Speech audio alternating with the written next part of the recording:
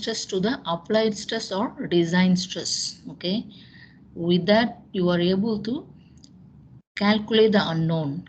Given the factor of safety, you can find any one of them, or given the allowable stress, the material property is given to you, then you are going to calculate remaining factors. Maybe the factor of safety, maybe the other values or diameter, like that. Okay, such problems you have to work on it. Maybe I will do in the tutorial session, which is on next class. I have also some more questions to solve, but I am sorry I cannot solve every time, right? We have to also move on with the syllabus. We fix if we want, we can have additional 1 hour to have tutorial session. Okay, theory also we have, it's important. And then another thing, what else? Okay, maybe if I finish some of the theory, I start with the 5th question, right? Otherwise we do it next class, right? Let me start with the next chapter on stress with strain. Number 1, you learn the stress. Okay, if you want, I give some preamble. Actually, I prepare for some questions also to solve, but I'm afraid I cannot rush to the last minute. I just recall some of the basics. Some of the basics for you today. Let me share the slide. I'll come out with some basics, which is involving your statics and dynamics as well. One moment, let me share the screen.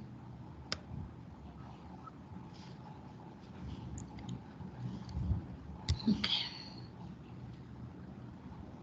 Before I go into strain, I have to give some preamble or introduction about how these type of stresses are existing in reality in the applications, right? Have you seen this slide in your statics and dynamics classes? Right. You have to remember always these 2 points. Before I start to teach you on strain, you have to remember these 2 points, which is what you call a support and the reaction. Okay, maybe next one is reaction. Support and reaction you should always remember, and its properties.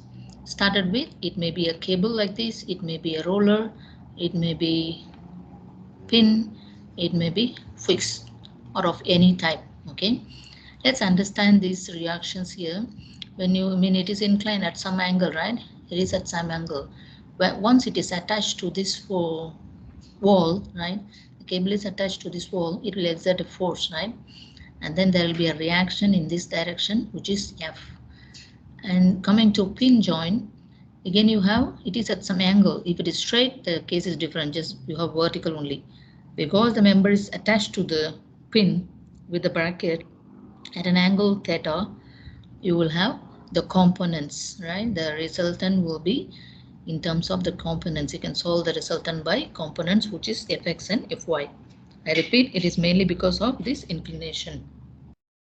And then you need to know the angle of this inclination as well in your calculation, right? And then coming to this one, roller, you have roller support again at some angle, right? When it is at some angle, you always, since it is pin at this point, right? Because of the support, the member will react in opposite direction, which is F in this direction. So this is the case in the roller, but not in this direction because it's free to move in this direction. Only in this direction is affected, so it will react. But in this direction, free to move, so there is no reaction provided by the member. Coming to this fixed, right? Fixed can be the member which is fixed into the foam into the wall, welded, or firmly fixed between the walls and so on. When you come to this point, they will have 3 different types of freedom, which is, it has to resist all types, vertical, horizontal, and also a moment, right? The member is arrested by all means, right? Its translation and rotation is arrested. Hence, you will have the reactions in X direction, Y direction, as well as in the couple. A couple is developed, right? Member has to react or respond in 3 different ways. Followed by, if it is at some angle, you have to follow the angle, right? As a general rule, if a support prevents translation of a body in a given direction, then a force is developed.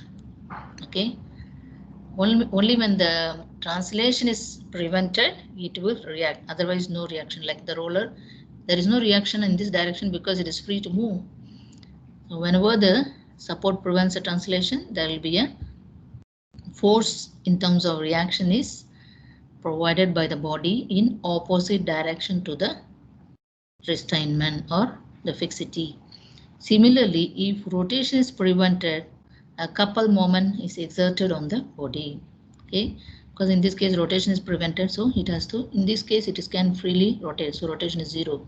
In this case the rotation is prevented, hence the couple is developed to withstand or react to the fixity. It is first one, it is due to the self weight of the member with which it is attached. Sometimes it may be including the superimposed load or additional load that is coming into the member. And then reactions. Let's understand the reactions. Just now I told you it's a repetition, but in a different way. Type of connection and reactions. Cable connection, right? Cable connection, which is just connected to this point by a cable. The force is in this direction to the body, so you will have a reaction in this direction. Similarly, roller, it can free perpendicular to the slide, but not vertically. So vertical movement is restrained, so there is a vertical reaction. And then coming to this point, pin with the bracket, maybe a bracket or just say panel, a plate or a bracket or joist. We can use it to pin. This is the pin and this is a member. It may be both side bracket or one side. It depends on the fixing. It depends on the connections. Now coming to the pin, it is like this. So it will have reaction in both direction. Okay, Fx and Fy. And then what else? Internal pin. It's on, just on. Two plates are joined by one pin. There is no bracket. Two plates are connected by a pin.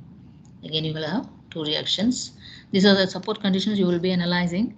Later, I will also solve one question from past exam paper similar to this type. That's why I'm giving introduction on this.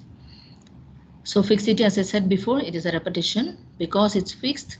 By all means, by translation and movement, rotation and translation or displacement is arrested, prevented, member will react in all these three different reactive way. There are two different forces in vertical and horizontal direction and one couple, right? Okay, I keep saying a reaction, right? It is good if you really understand this type of video. You please spend some time. It is in what do you call? It is in Hindi. I don't know whether you understand, but I will talk. I will talk and explain to you how this is going on, how the reaction is, how you can understand the reaction, how the reaction is produced by the member. You see here, this is a simple demonstration will help you to understand what is load, what is force, and the corresponding reaction. Let me mute this one so that I will explain you. Okay, you are seeing. I'll start from here. Right. This is one, and this is one, and this is another one. One support, another support. Now it is free. Just it will be lying at the value. It is calibrated, not calibrated to 0. There is some value. Let him display this value. One moment. Okay. I don't know whether. Right. Initially there are some values. One moment, I'll check the value. It may be some 6 or 5 on both sides. We will add it later on. It is the balance when the support is without any member. It is showing a value of 5 and 6, some value at these points, right? When this is loaded, just when this is loaded, see what's happening. A beam is supported, simply supported. A beam onto two columns, just kept on the two columns. Immediately you can see the reading changing to some higher value than that initial value, which is 5. Just observe the value. I don't know why it's not clear. Huh? Can you see the video clearly? Wait, I increase the function.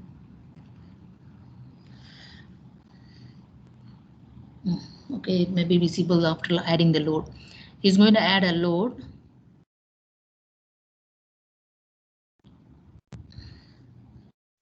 After adding a load at the middle point, just midpoint of the beam, which is of some meter, right? Maybe a meter or 1 meter roughly. He added a load. Now the value changing to some increased value, some 140 this side, and this side also nearly. I don't know why the video is not clear. But you can see the value change from 5 to some hundreds, isn't it? Shared by some hundreds, because the balance can give you kgs. How many kgs 1 Newton? How many kgs? Or how many newtons 1 kg? 10 kg, roughly 10 kg equal to 10 newtons equal to 1 kg. I will give the explanation later if you want. Roughly, if you want to change to force, it will be 1 kg is equal to 10 newtons. Okay, the display may be in newtons.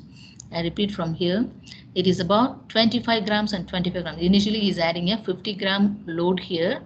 He's adding a 50 gram load at this point. When you measure here, you can see some 25 and 25 here. Initially, it was 0 or near to 0 to 5. It is fluctuating between something like this, 81, 80, 80s and some 80s. When this is added, the load is increased to at this support, at this n only. See 114. Initially it was 80 something. Now it is increased to some value. Maybe the balance is not calibrated. That's why you are having the difference. But did you notice the difference before and after? Before adding, it was something like just 80 only, 80 around 80. After adding, it is just divided into. It is divided into equal, supposed to be equal parts, and then the value is changing to, if it is 50, 25 and 25, right? And then he's adding some more weight. When you add some more weight, again the value will be changing. See, 141 now, 131, around 1. I think they are differing by 110. It's okay, because due to calibration and the different, because of this human error also, it may be difference. I repeat once again. Initially, without load, it was something like 80s due to that self-weight of the beam.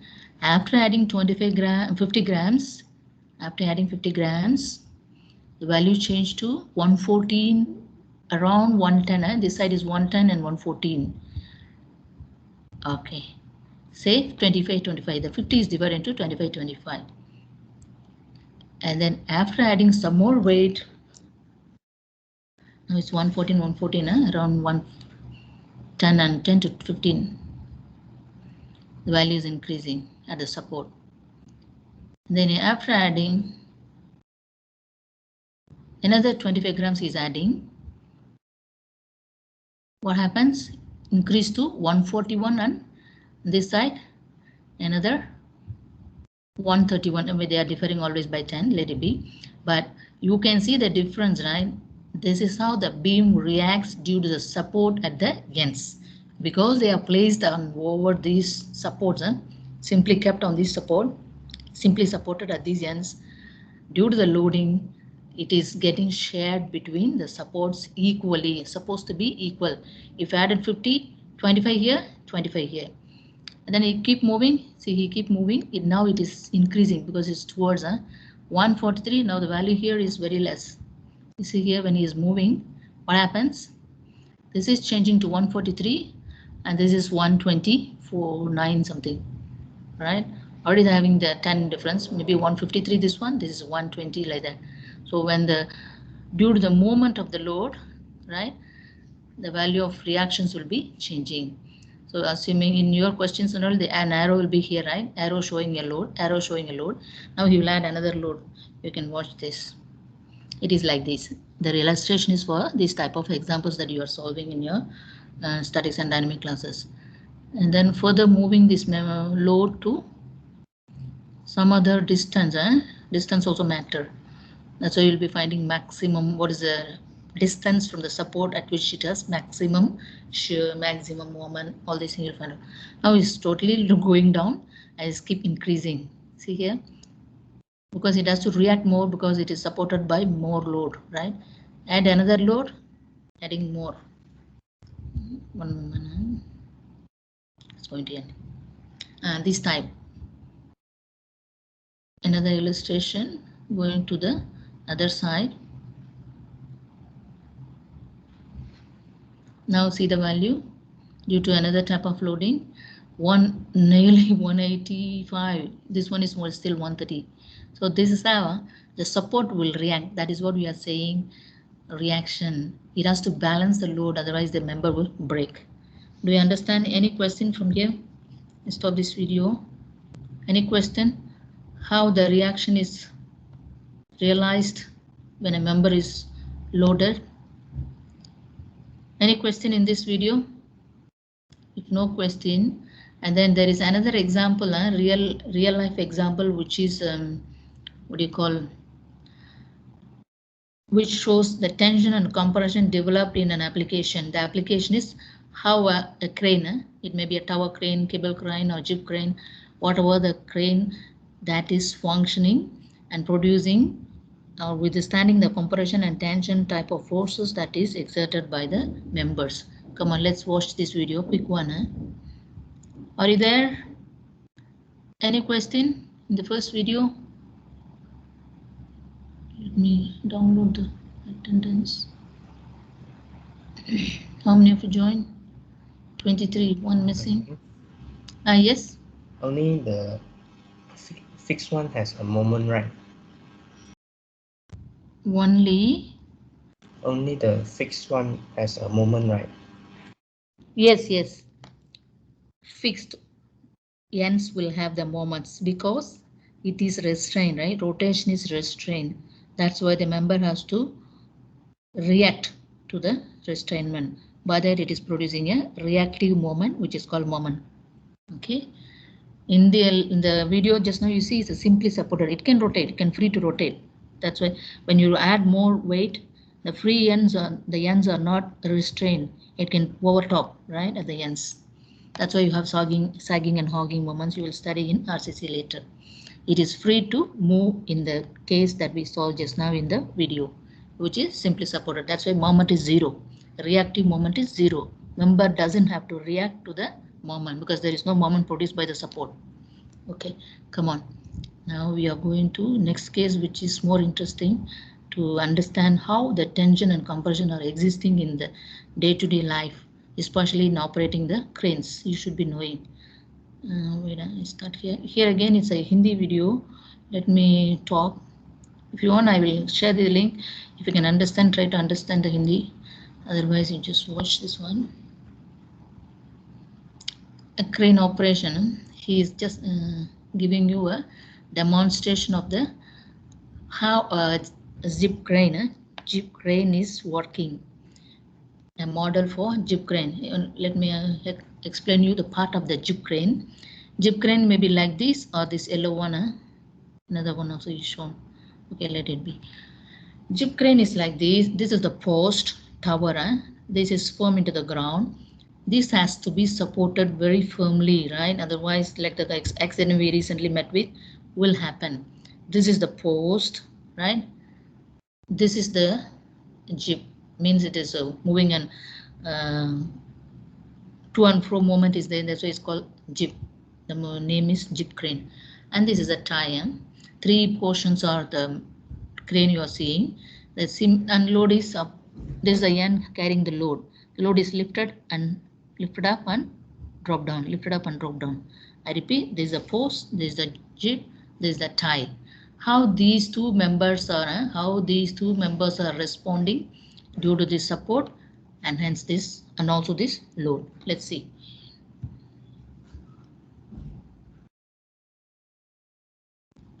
And another type of crane, the post, tie and the jib crane arrangement.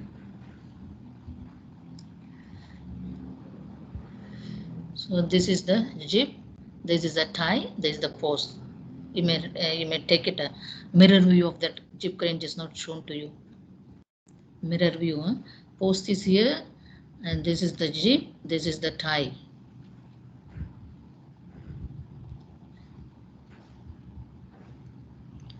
And see there, here the gauge is showing like this. 1 centimeter is equal to 10 newtons. 10 newtons means 1 kg is added. 10 newtons is 1 kg. They have the gauge to measure the elongation and compression. And this gauge also, see the denomination there, again kgs, in terms of kgs. 1 centimeter is 1 kg. The denomination is 1 centimeter is 1 kg. Now let's understand the compression and tension produced in this crane operation. Now all at zero initially, or some value due to the self-weight of the members.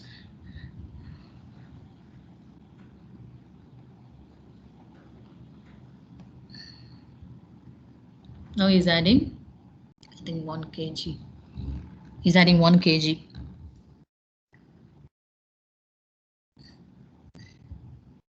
You see that there is a value move down.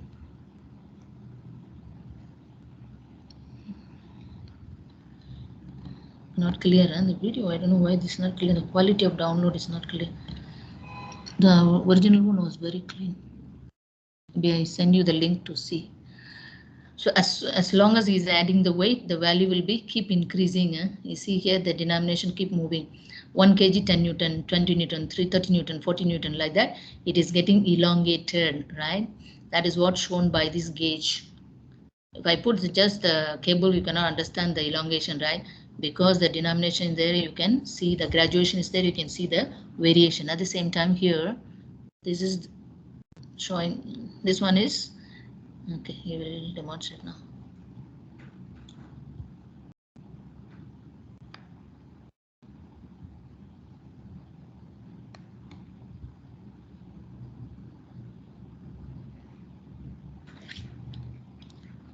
There is an elongation here, there is a compression here, right?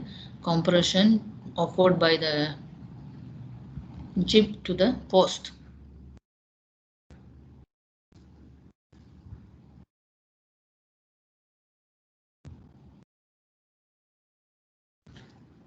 What's gone here? I don't know why the video is not clear. Huh? Nicely shown that time. Then okay. Show from the beginning. Huh? Okay, when added 1, it is changing already. Huh? So it was here and then changed to 22 kg, 20 2 denomination, meaning showing that it is showing a 20 newtons. And then again it's elongated to 30 kg, 30 newtons. Like that it gets elongated, showing the elongation in this tie portion. When you go to the jib portion, jib at the bottom here, I don't know why it's not even shown eventually. You can appreciate when this is happening, this is automatically going down, pushing inside, because you're adding weight, right? This is pushing inside. See the denomination here. Initially it was here, now it is pushed inside. Initially it was outside, it was now pushed out inside, showing that there's a compression on this member, and this member is subject to a tension.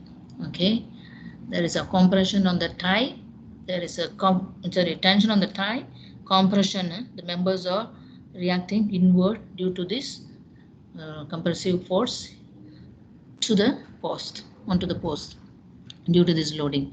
Keep on adding, you will have values increasing and decreasing. Now you can see that the triangular formula, it is can be solved by mechanics or simple physics, saying a triangular formula governing these forces, which is, this is the loading direction, this is the tie, this is the joist. Okay, when keep increasing the load, he added up to 40 newtons, right? You will write now 14 newtons. The load is added. up to 40 newtons added, and then you can see the corresponding tie portion, right? The tie which is shown by the denomination there, it is shown 25 newtons, and then the rest will be the compression, meaning the other direction. The other direction will show you the value of the compression, or in other words, sum of these two will be the value of compression by triangular formula. If you add these two, you will get the value of compression. So in real life, you know this value, you can note down this one, right? You can find out the unknown, or either way, you know this value, you find this value, and you can find the other value by using triangular formula, which is saying the hypotenuse is equal to summation of these two, square root of summation of these two, right?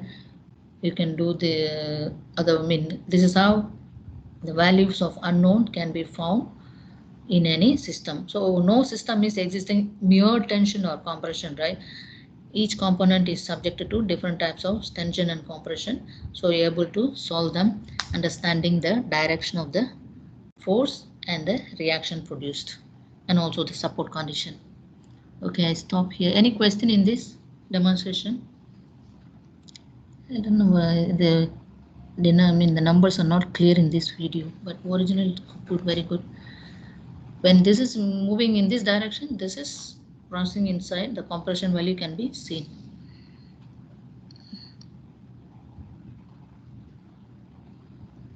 When you add, it will pull this one and push this one. Okay, so two members in one assembly. Right, I stop here. Any question you can ask me. If not, we move on to the next step on how to find the strain value. Now you found there is an elongation, there is a compression, right? A kind of a deformation is taking place. We should know how much is this deformation, how much is the displacement in terms of meters or mm or centimeter. We should avoid in any structure or any machine, we should avoid this type of displacement due to loading. It must be, some cases it is necessary, right? So it has to follow the rule of design. If it is for operation of moving, there should be moving. If it is for a static storage, should be stable and keep storing that particular amount of material or component or any type of design, or for any type of design or purpose. Right, any question here? I move on to the next chapter, which is strain. Chapter 2. Any question here in this video? Are you clear with the demonstration of compression and tension?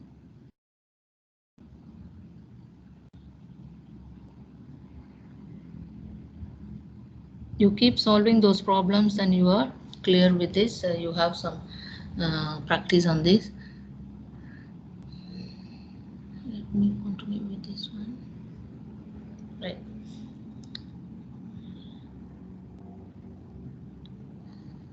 Can you see this slide? Okay. The relationship between stress and strain. Strain is a displacement. Remember that point. It is a linear dimension. You're going to solve this curve. You're going to understand how this curve is produced. And this curve is again a thumb rule only. It's not an optimal value, but it gives you an information about the first-hand information about the flexural strength of the member. All right. And this is the equipment. We are also having it in our lab, right? UTM, universal testing machine, for understanding the tensile stress of the member. You please, if you visit our, I think we have the smaller scale, but each university, they should have this, those who are doing consultancies, they will have a big size of some tons, some huge tons of UTM machines nowadays are available with plotting automatically. These graphs are automatically plotted. The results can be analyzed immediately. They're all available, right? If we have a chance, but unfortunately we are all working online. If there is any chance, we can go to laboratories, other university laboratories, to see these equipments working. Maybe next semester when we come to the campus, we can arrange for across your faculty, the group department, through your society, you can arrange it. Okay, Come on, let's understand theoretical point of view. For now, if I get, that's why I mingle with video so that you can get some imagination, some idea about how these are all working. The purpose of this chapter is to understand the concept of normal and shear strain. Already studied there are two types of stresses, normal and shear. What is normal stress? Come on. Perpendicular to the cross section, right? Or the stress acting along the axis, right? The load is acting, the load is acting along the axis, which is perpendicular to the cross section, and then shear will be at the ends. If the member is there, it will be acting on the surface, acting on top or bottom layer, or a tangential. It may be top or bottom layer or across the layers only, not along the axis. Okay, axial stress or normal stress can be compression or tension. Shear stress can be on top, or tangential stress, which is on the surface only, right?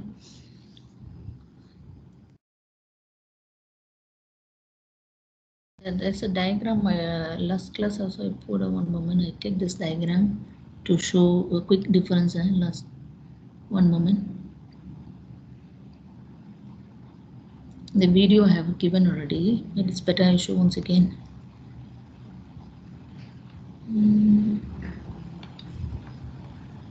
Yeah, this diagram. Remember this diagram, we are going to solve many different calculations. As you go on, you will try to understand.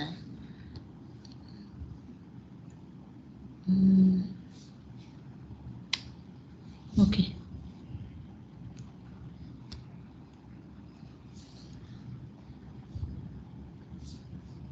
Okay. This is an interesting one, which I come across in the images. It will be helpful to understand how this is behaving. Where is this? Right. All of you go through this diagram. Remember this diagram. This is how the force is acting. Again, the differentiation between different types of failure. These two are covered in one chapter. This is one chapter. This another chapter. This fourth chapter. Okay, 1, 2, 3, 4. 4 chapters are like this, and 5, 6, 7 will be different one. One is on columns, another one on principal stresses, again on planes, and so on. Right. First one is the axial, along the axis. Along the axis. Member can be vertical or horizontal, but the load is acted axially. In this module, we study only uniaxial, right? Following the axis of the member. Accordingly, if the member is acting like this, there will be an opposite reaction or stress produced by the body across the cross section. If the cross section is thick, it can bear. Thin, it has to be stressing intensively, right? That's how the failure taken place.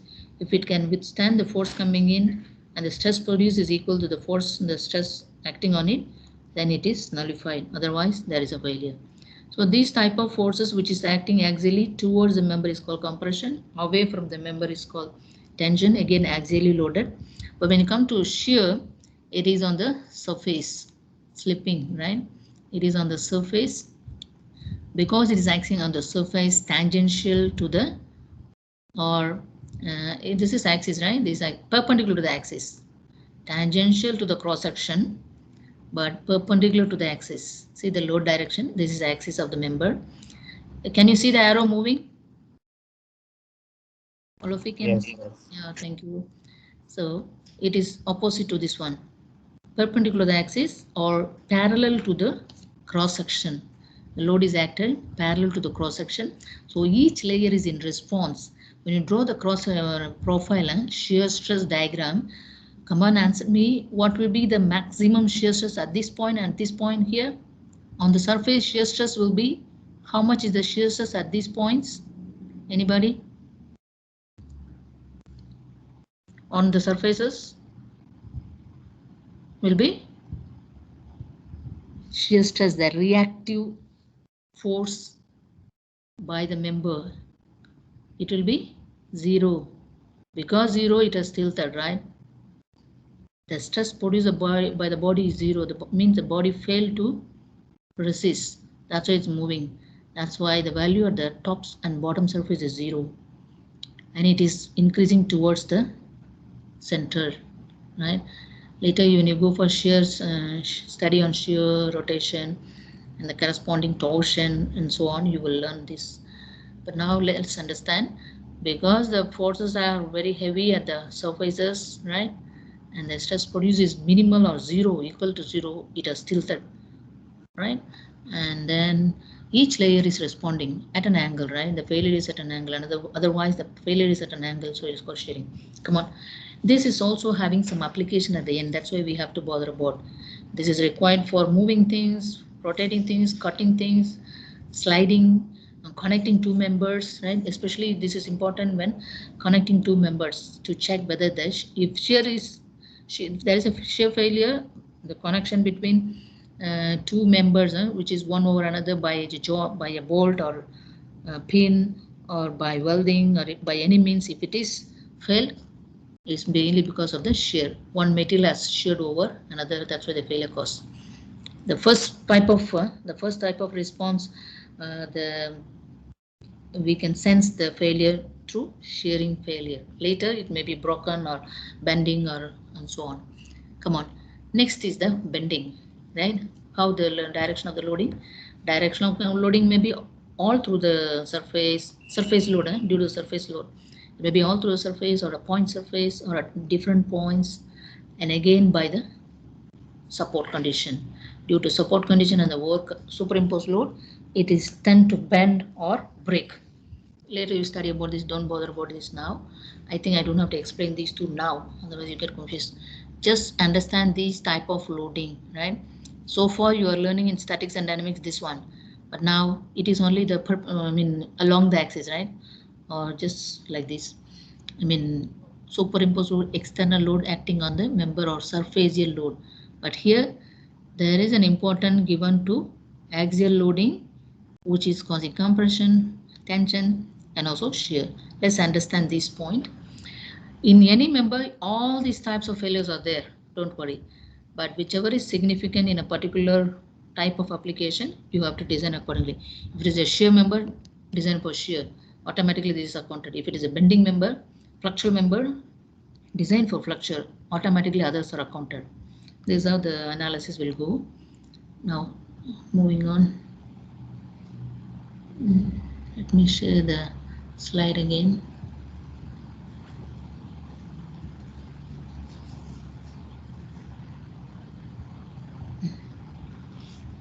Okay. I used to derive the equation. Let me see how much I can do today. Topic: stress and strain.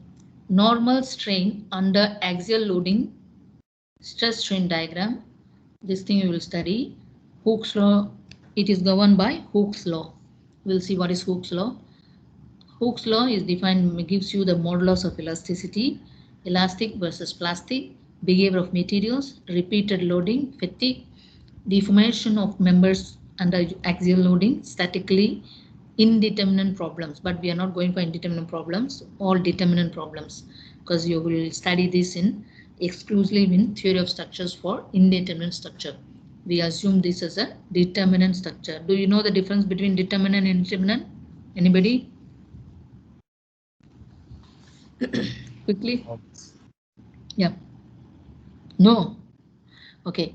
If the number of unknowns are equal to the number of equilibrium equations, or it is solvable, right? If there are 3 unknowns and there are we have 3 equilibrium equations, so we can solve. If there are 4 unknowns, the current available equilibrium equation is like sigma Fy is equal to sigma Fx equal to 0, sigma M is equal to 0, right? 3 times. If it is exceeding 4, right? I'm talking about a one-dimensional, 2D analysis only. If you go to 3D analysis, it's 6 equation. If the unknown is 4, when you have only 3 equations to solve, then it is called indeterminate. Cannot solve. You have to go for some matrix formulation or other means of solving or by frame analysis to solve the problem. Indeterminate is following like a definite and indefinite mathematics. Okay, definite mathematics, you have equations to solve. If you don't have equation, you cannot solve. You have to go for indefinite mathematics, something similar to that. Hooke's law, shearing strain, further discussion of the deformation under axial loading, stress and strain, distribution under axial loading, Saint-Venant's equations, stress concentration and plastic deformation. All these things you will study here. Some of the theory will be covered in your test one. Please understand well. I'll repeat, this is a repetition of the classification that we did last time. Stress can be classified mainly into longitudinal, tangential, and hydraulic. Okay. Now longitudinal can be tensile and compression, or in along the axis, acting along the axis. Tangential may be shearing. Okay. Tangential or parallel to the cross section is called shearing stress. Now let's understand about, all of you know that compression is towards the compression force along the axis, but towards the material. This is away from the material. In this case, why we have to understand this? There are materials behaving in a different way. Okay, different materials behaves in different way because of their property. Mainly, we will discuss about this ductile and brittle material. These two are the prime material with which civil engineers are dealing with. First, you should know whether it's a ductile or brittle material. What is ductile material? Compressive strength is more or less equal to tensile strength. Brittle, compressive is greater than the tensile. Right? We'll have some examples later on. Try to understand here some examples given here. Strength for different materials is shown like this. Strength value in megapascal, right? You know what is megapascal, which is 10 power 6 Newton over meter square. Okay, when you compare these values for different materials, copper is somewhere around 80. This is a logarithmic scale, so you'll have 1 to 10, 10 to 100 like this. So you'll have about 80, roughly about 80 megapascals. When you come to mild steel, about 120, 120, 140, also up to 30, like 130, 140 mild steel. It's what do you call the strength? The strength of the material is like this. And then graphite is the graphene. Graphene is the toughest material, very toughest material, more than diamond. Diamond we used to say diamond is used for cutting rocks, and then very hard. The toughest material can be cut by diamond. It's very strong and tough material. Above that, graphite is the number one toughest material, strong material with which you can use for a strong building or strong member or elements of the building. And then this thing, later you know what is yield strength and ultimate strength in a while after a few slides. For now, just keep it like that. You understand ductile and brittle material?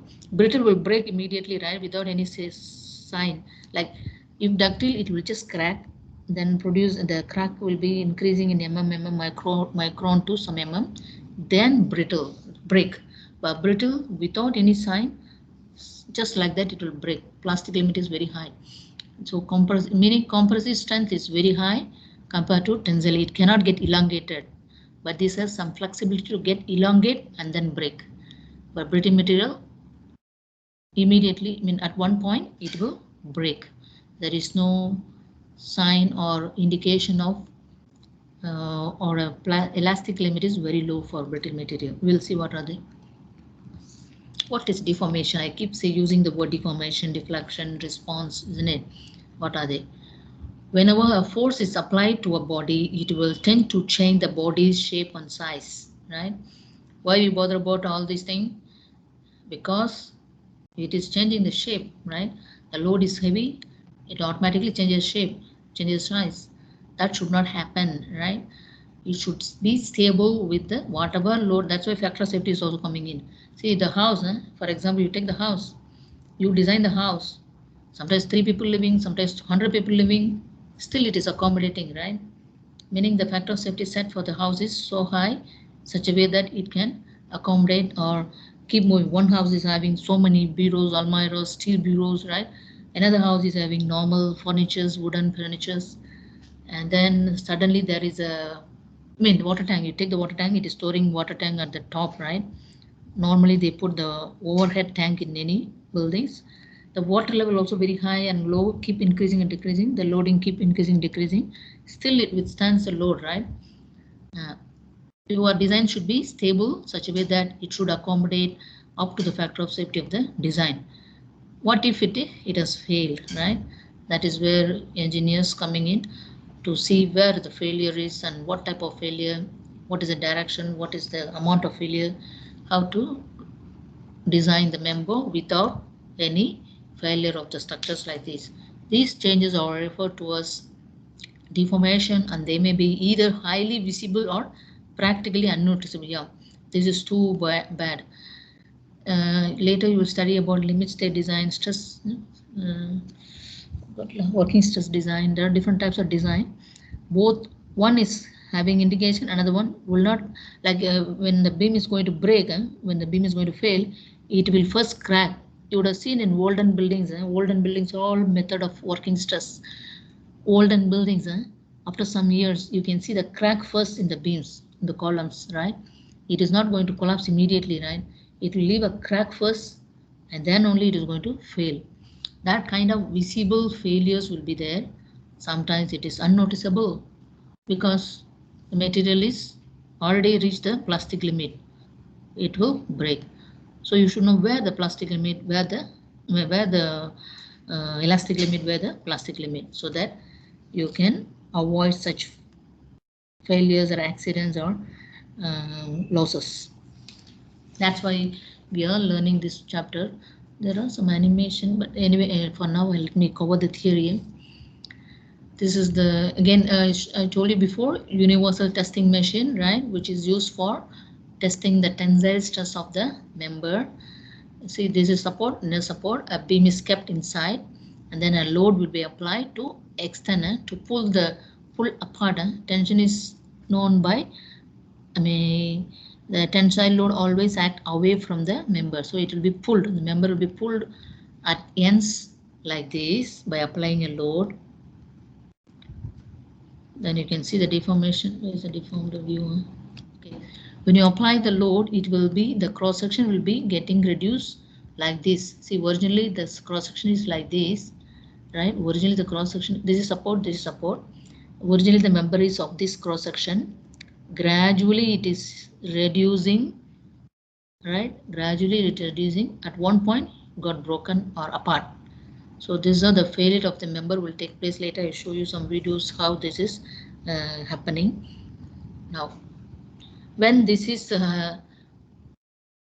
elongated, right? You should know how much is the elongation, at what point it is going to break, or until what time it can be elongated or can be loaded with a tensile stress, and what point it is going to reach the ultimate, and what point it is going to break. That is the problem of study today. Okay, by understanding when it is going to yield, when it is going to reach the ultimate stress, when it is going to break. If you know these numbers, you can handle this material conveniently. That is what strain. Strain is to describe the deformation of a body by changes in length of line segments and the changes in the angles between them. Okay. If this is the change in the length, then it may be either tensile or compression. Compression will reduce the size, tension will increase the length. On the other hand, shear will change the angle. That is why it may be an angle. Deformation may be through an angle. Originally it was straight 90 degree, then changed to 45 or less. Then there's a strain, shear strain. Otherwise, changes in length. It may be a tensile strain or compressive strain. We'll see one by one. Strain is a dimensionless quantity. Later we will come out with the definition saying how it is dimensionless. It can be represented by a percentage. Okay, the name strain is denoted by a percentage, or it is ratio between two linear dimensions. That's why it is no unit. Okay, it cannot stand alone. You have to compare with the original. You have to relate to the original. That's why the value is called dimensionless or no unit. Let's see what is it. Cartesian. Okay, imagine there is a body. You take a small elemental area. If you analyze them, originally showing the shearing one. Okay, one moment. Anyway, okay, let me go through this one. This is the original size. Okay, original size. An elemental area is taken out. Okay, originally it has pi by 2. Okay, pi by 2, 90 degree, 90 degree, 90 degree, all perpendiculars, right? Imagine the body is subdivided into small elementals such as the one in B, okay, undeformed. The state of strain at a point in a body requires specifying three-dimensional normal strain and three shear strain. Okay. These strain completely describe the deformation of a rectangular volume element of material located at that point and oriented so that its sides are originally parallel to the x, y, and z axis. Right. You can see here there are two types of deformation because of this, right? Because of loading. As I said before, all members are subjected to both type, right? Axial and tangential, but depends on where it is significant. As shown here, here you can see the tangential one, which is originally it is straight. After that, there is an angle, right? Originally it was straight, turned to an angle. Similarly, in all other dimensions. So the deformed state is at some angle, showing a deformed view, including the effect of the axial strain. But I cannot explain you all of them in one diagram. Let us do one by one. First, we do the axial strain, measurements, everything, and then we go for shear. But it is subject to both like this. Shown in this is a resultant of both axial and shearing strain produced by the body. Now, note that the normal strains cause a change in the volume rectangular element, whereas the shearing strain causes the change in shape, right? But volume means compression, but I cannot observe the volume here. Anyway, so as the diagram, like the beginning, I show the diagram of what is compression, tension, shear. Always remember that point wherein you can see axial will produce change in the dimension but not the shape, but shearing will change the shape, sometimes the dimension as well, but mainly the shape is retained in axial stress or strain. On the other hand, the shape is not retained, shape is also changed in shearing strain. Please remember this point. Now let's take this question, a quick question for you. The center portion of the rubber balloon has a diameter of 100 mm. If the air pressure within it causes the balloon's diameter to be d is equal to 125, determine the, okay, no, not now, maybe later I finish and then come back here. You need to use the formula. The rubber bearing support under this concrete bridge girder is subjected to both normal and shear strain.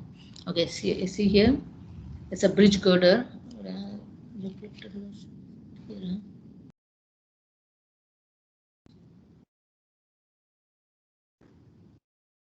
What did I show again? Not here. With this one, it's a girder, right? It's a girder. This is a girder supported here. A rubber bearing support under this concrete bridge girder is subjected to both normal and shear. See this one, this is the bearing provided, right? This bridge is resting on this through this what do you call a pad, can be a pad, what they call this as a rubber bearing. Okay, rubber bearing. Number one, it is undergoing both normal and shear strain. See, because of this loading, it has been compressed to this distance or to this cross section onto the wall, and because of this, right, because of this connection between this body and this body, double shear, it is actually double shear, this one and it's here. Because of this body, these two bodies are connected by this bush through a bolt, right, through a bolt, and 1, 2, 3, and 3 bolts are there to the member and to the wall. Because of these bolts, it is also subject to a shearing, right, because the cross section is in place. If the cross section is say this one, if the cross section, this is through the cross section, see here, through the cross section, if the cross section fails, if the shearing there, if there is any shear failure due to this bolt, it will get disjointed, isn't it, get removed. So the shearing is in place to protect or to support these two members through this bush. So you need to calculate how much is shear at this pin, or we can call this as a pin, just it's bolted only, right, not welded. Unless it's welded, it is called just pin. So you need to calculate how much is shear through this, right, and also how much the compression due to this whole weight acting on this body. So this is an example of normal and shear strain acting on this body. Whenever there is a stress, there will be a corresponding strain. Strain is a deformation or displacement in a linear dimension. Stress is the load per unit area acting on the body. Okay, later we will learn more about the strain. For now, just understand, I repeat, this girder is supported onto the bridge, the column, this can be a bridge column, through a bush. We call this as a rubber bearing or a bush, and this bush is subjected to a compression due to this loading, and also due to the shear due to this pin. If there is no pin, it is not subjected to a shearing. It is subjected to shearing due to connection between these two bodies through a bolt. Okay. The normal strain is caused by the weight of the bridge loads on the, it's already there explained. The shear strain is caused by the horizontal movement of the girder. Yeah, if this bolt is loosened or failed or rusted, automatically the girder will slips, meaning sheared along this way or other way, right? And that's why you have to calculate the how much is shearing stress due to this one, and also the compression. Okay. This is the real life problem, right? They're like this. There are many elements designed in a truss building, in a maybe a frame, any framework, right? It may be a workshop. It may be a any steel structure that is used for machineries or crane system, right? In different component, different types of structural elements, both normal and shear are going together. Let's understand some more on this. Loads will cause all materials of the body to deform. As a result, points in the body will undergo displacement and changes in position. Right? The response of the body is by moving or rotating or displacing, right? Whenever the load is acting on it. But it has to withstand load without displacement, right? That is the main aim of designing. Let's see how we are going to design. Normal strain is a measure per unit length of the elongation or contraction of a small line segment in the body, whereas shear strain is a measure of the change in angle that occurs between two small line elements. Okay, this already explained to you. It means normal strain is caused by normal stress. All of you know what is normal stress, right? Along the axis, right? Either it may be elongation in the length or reduction in the length. At the same time, cross section is increasing. So elongation or contraction or reduction in the length in a line segment, whereas shear strain will be change in angle. Yeah, the shear strain can be measured by change in angle. Okay, please remember this point. This is displacement or just a linear dimension, but the shearing stress will cause change in angle, and that angle is called as shearing strain. Whenever there is a shear strain, you need to calculate the angle of deflection. By calculating angle of deflection, you can say what is the shearing what is the change in the shape against the original shape. Segments that are originally perpendicular to one another. The state of strain at a point is characterized by 6 strain components. Yeah, if you analyze as a three-dimensional, you will have any body will be subjected to, because all bodies are like these, right? It may be just kept or fixed or welded. Another also joints, some fixity into the wall. All these things are there. It is not just pin or just fixed alone, right? You will come across with combination of both shearing and normal stresses and the corresponding strains produced in a body. In that case, you will have 3 types. 3-dimensional analysis will give you 3 strains in 3 directions, x, z, x, y, and z. And the strains also can be calculated in plane because it is tangential, right, along the surface. That's why you have to calculate by the plane. With respect to the plane, how much the deflection. With respect to this plane, how much the deflection. With respect to this plane, how much the deflection. Please understand the notation. Shearing strain is notation is gamma. Normal strain is epsilon. These components depends on the original orientation of the line of segment and their location of the body. We will see how we are calculating. If you go into the formula, it will make you understand very clearly. Strain is a geometrical quantity that is measured using experimental techniques. Once obtained, the stress in the body can then be determined from the material property relations as discussed in the chapters. Okay. Yeah, it is mainly because of the material. It is mainly because of the material. You have different types of strain, different types of stress. If the material is strong enough, it can withstand, and the deflection or deformation will be very less. If the materials cannot withstand the force, it will yield too much. Corresponding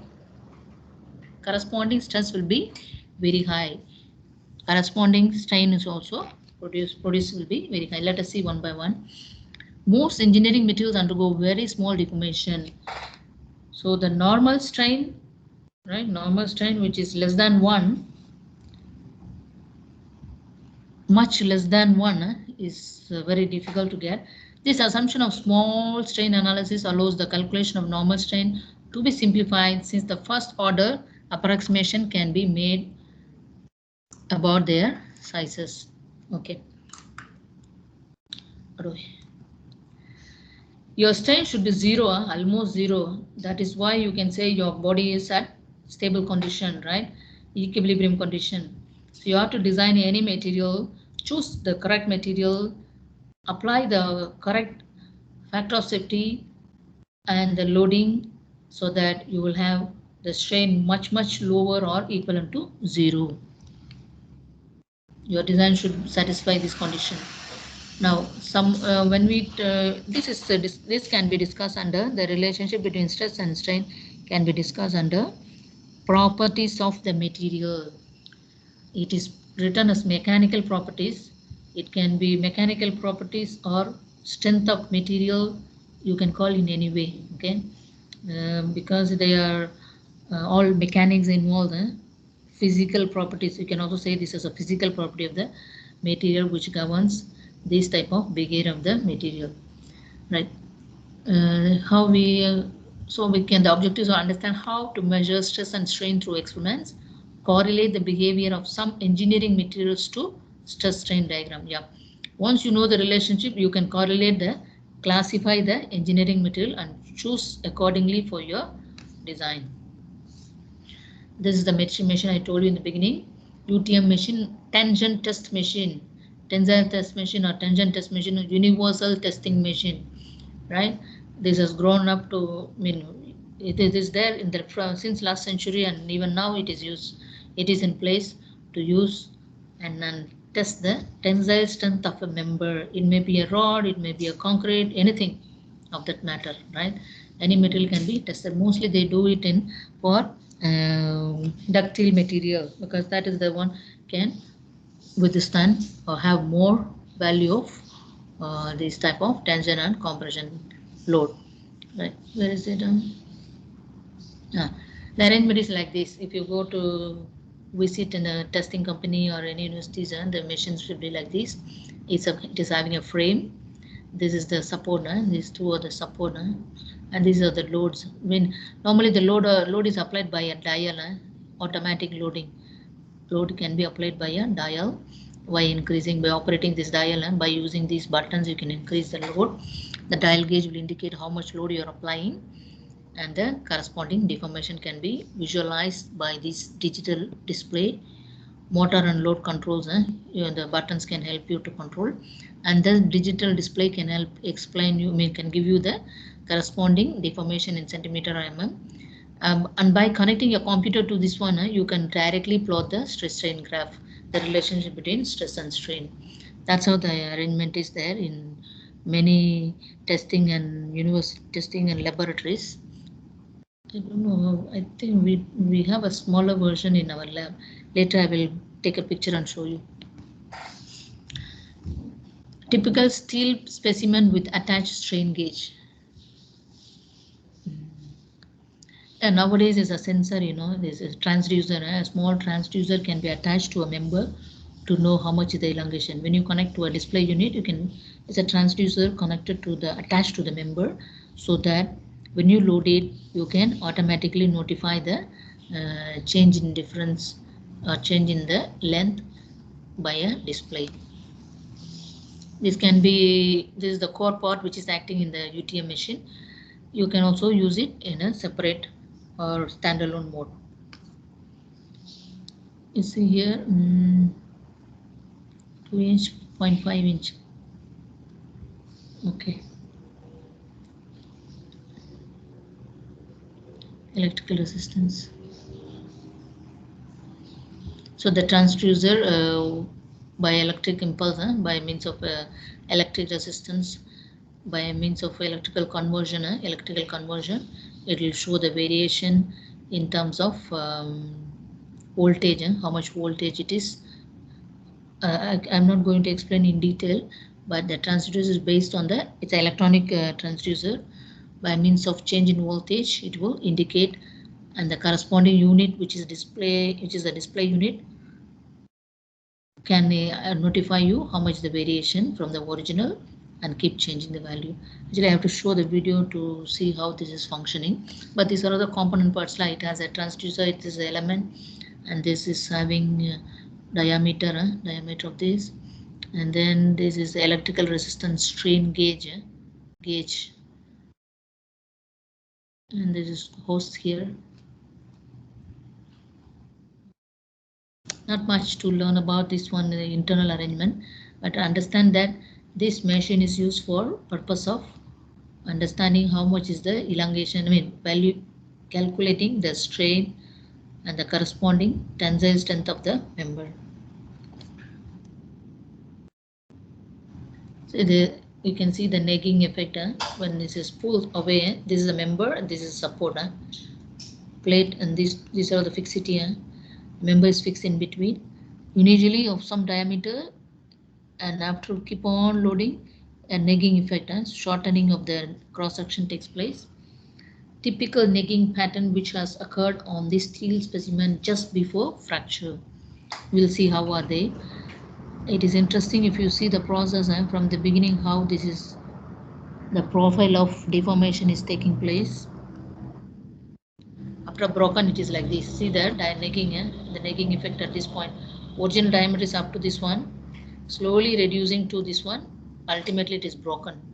Broken diameter is lesser than the original diameter. Steel specimen clearly shows the nagging that occurred just before the specimen failed. This resulted in the formation of cup cone. Meaning it is showing the pulling effect. The cup is produced because of the pulling, which is characteristics of a ductile material. The ductile material has a good characteristic of withstanding to up to elastic limit and then fade. We'll see what are they. Or I give all this theory, better I show you the graph. Then it is interesting to go through this theory. Come on. Actually, I used to draw these figures. Better I go by the figures. Come on. start this one and how are the relationship. I keep saying relationship. That is our crux of study today. Imagine there is a member fixed to this, a beam fixed to this, fixed or a beam which is fixed to the roof. Now imagine there is a load acting on it to pull it away. A load is acting away from the body along the axis. Imagine, then you will know already it is a tensile force acting. What the member will do? Member will try to resist opposite to this loading, right? This is the behavior. Actually, I have to give different color here. This is the load acting. Whenever there is a tensile load acting on a body, the member will start reacting in opposite direction, equal and opposite, according to Newton's law, or it will try to maintain a equilibrium condition. For making it equilibrium, it will act in a different way. It is not realized, it is really cannot see even through microscope, right? I don't know whether people have done, you people have taken a project on this microscopic view of how this is really reacting, that hero is acting against his load. But we understand that because it is reacting, because of the inertia, the body material property, it is not elongated in the beginning. Okay, it is not elongated in the beginning, stable. So you keep on loading, at one point it will get stretched. The stress has to overcome. The stress has overcome, sorry, the load has overcome the stress produced by the body, right? The load, external load acting on the body has overcome the stress produced by the body. That is why the original size become elongated to a distance of delta L. Elongation, a linear dimension delta L. Say, if this is 5 meter, extended to 6 meter, 5.2. This is 5, extended to 5.2 due to this tensile load. Keep on adding, what will happen? It will increase to 5.5, but cannot go beyond this, meaning it has reached the elastic limit already. It has reached the elastic limit already. Please understand the phenomenon. The body is elongating at the same time. Cross-section is reducing. Two-way deformation.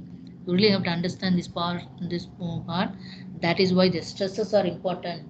Axial stresses are important. Otherwise, you just mind only your external load. Because there is a change in the cross-section, you should also bother about how the stress is distributed across the cross-section. There are two ways of deformation. One is elongation. The cross-section also getting reduced. When you see the cross-section, it's called negging effect, and negging like a neck. Reducing the cross-section, slowly reducing, at one point it will break. I repeat, when it stopped, elastic limit is stopped, plastic limit started creating a negging and then reaching an ultimately it breaks. The same thing when you plot in, that's just now I told you the UTM machine can be used for automatic plot of a graph between stress and strain, right? When you connect to a computer, the needle will plot the graph like this. It has plotted already, that's why we are studying today. It is like this, automatically it is drawn, computer output. It shows like this. For this phenomenon, for this experimentation, if you plot between the stress value and the strain value, I repeat, stress and the strain value. I don't know why the strain is not defined before. I define the strain. I never define the strain. Okay, let me define the strain quickly here. Strain already is mentioned that is a percentage, right? Strain is nothing but change in dimension to the original dimension. Strain is denoted by epsilon. It is the ratio between change in dimension to the original dimension. Can you see my writing there? Yes. Okay. The strain, epsilon, and this one is sigma. They use say this one. We can also call this by sigma. We used to say by sigma, right? Right. Strain is nothing but change in dimension to the original dimension. That's why it's a percentage. Here is a delta L to the original. When you plot between, it's a this ratio. Remember, it's a ratio. rate of change of deformation. Otherwise, when you plot the rate in the x-axis and the corresponding load per unit cross-sectional area, see here, load per unit cross-sectional area.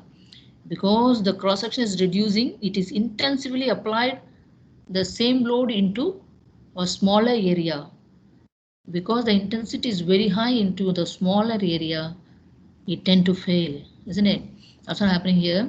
Come on, let's plot between the strain and the stress. When you plot, it's like this. Started here. There's a first condition. When you start loading, the member will start increasing in this direction. Meaning what? As long as the stress is increasing, there is a strain ratio, right? There is a deformation. It is linear. As long as stress is increasing, strain is also keep increasing, right? Keep increasing. At one point, what is point A? Limit of Hooke's law or elastic limit. We can say this as elastic limit. Hooke's law follows the elastic limit or modulus of elastic, producing a modulus of elasticity. So until this point, it ceases. Elastic limit is ceased, about to cease. See, there is a bend already. The curve already bent. So it started entering into the plastic region, which is no more withstand the load. It is going to break.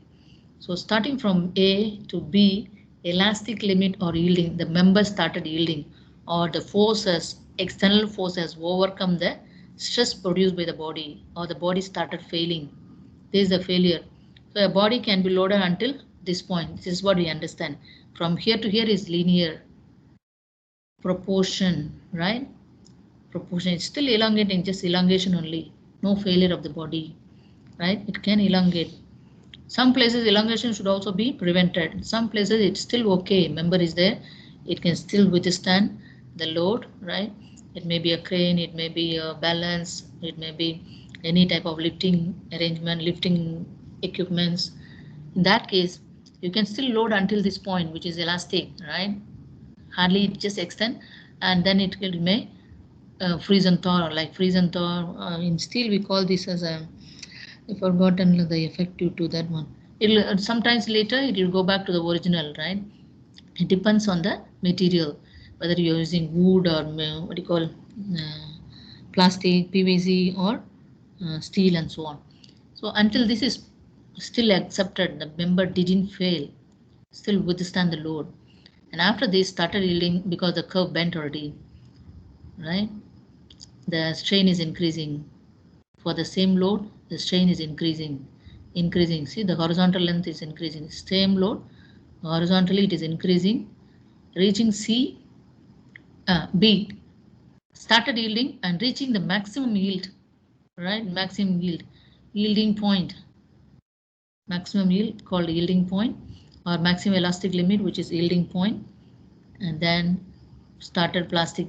From this point onwards, it's a plastic, meaning started breaking, meaning some material already broken, thinner. So started thinnering, negging effect starts here. Until this point, negging effect, right? And when it goes to D, ultimate tensile strength is reached. It is still bearing the weight by reducing the cross section, right? That is what ultimate stress. That's why you have to design your member for ultimate strength. If you design for ultimate strength, you are still safe. Hardly the member is reducing. It can still withstand the load. But after reaching this limit, it will start cracking. The crack starts here. The crack starts means the material whole cross section is getting affected. Whole cross section is getting affected, reaching a breaking point at this E. E is a breaking point or fracture, broken already. Like the cup and cone effect. The material got broken already. This is how a member will behave when it is loaded. This is due to tensile force. And this determines the ultimate tensile strength of the body. This is yielding point. When if you want to, mostly where's the yielding point? B. This is elastic, stopping of elastic limit. Almost it's a clear elastic limit, and this region is a little bit transition between elastic and plastic. From this point onwards, plastic started tending to fail until it reaches the breaking point or fracture point at this E loading. See, for the same loading only, because it's a sustained loading, it will start. You didn't increase the load. With the same load, it cannot withstand after a long duration due to strain increasing. This rate of change of length is increasing. Okay. Any question in this stress strain graph? No, Miss. Clear. Clear. Okay.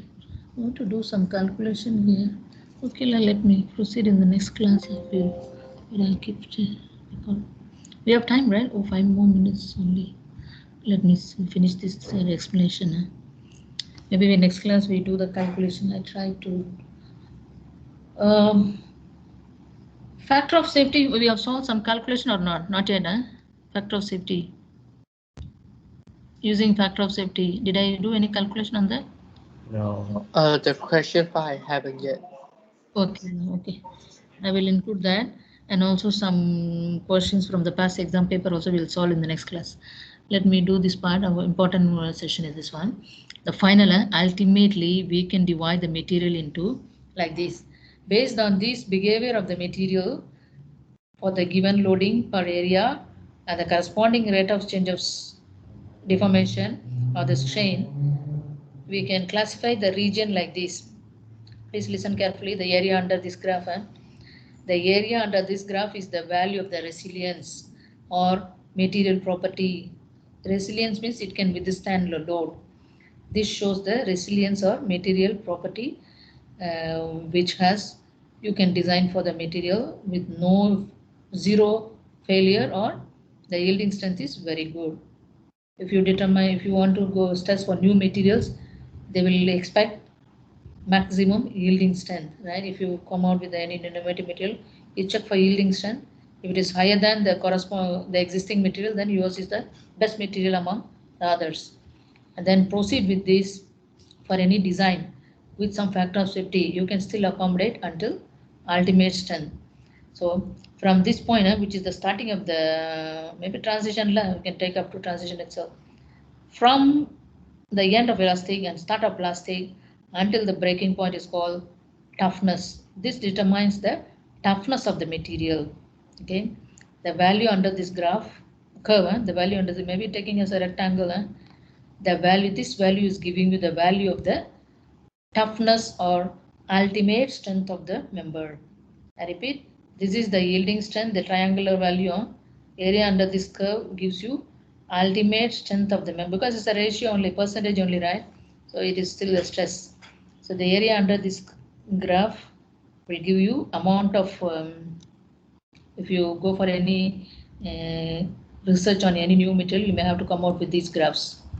Come out with these graphs. How much is the amount of resilience? How much is the amount of toughness? This is the elastic limit. This is the plastic limit.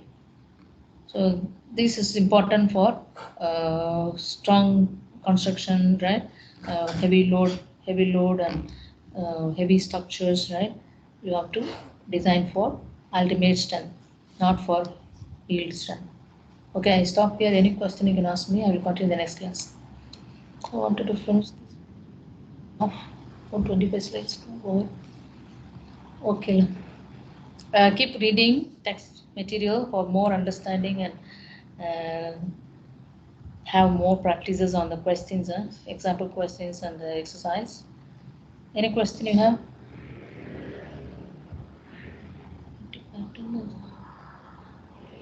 Wait, 22 become 22 already?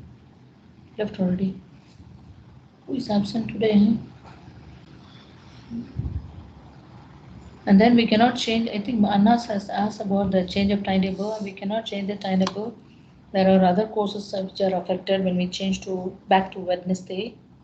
That is what I got from the registry. So we have to stick to this Friday timetable. If you want, we can have extra class in between. If you feel there's a long gap between two classes, we can have extra class.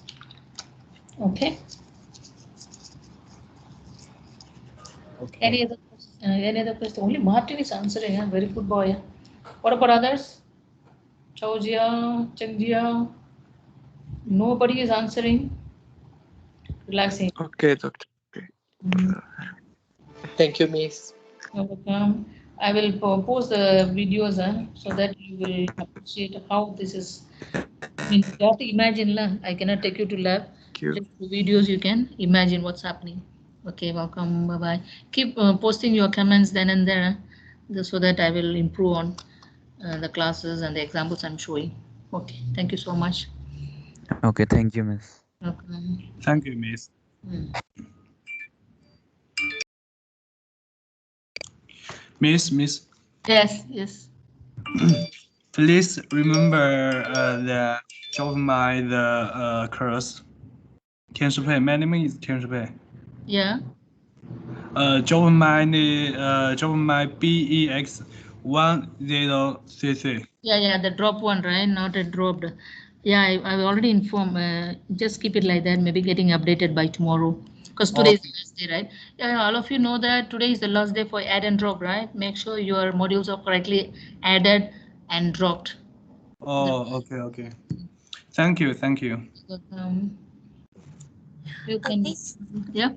we need to submit the week 3 tutorial before Monday, right? Yeah. You leave that one question. Actually, I wanted to solve, but the theory has taken a lot of time. Next class, I am sure I finish it. Okay. With that, that's Thank you, it. Miss. Yeah. Any other question? If not, you can leave.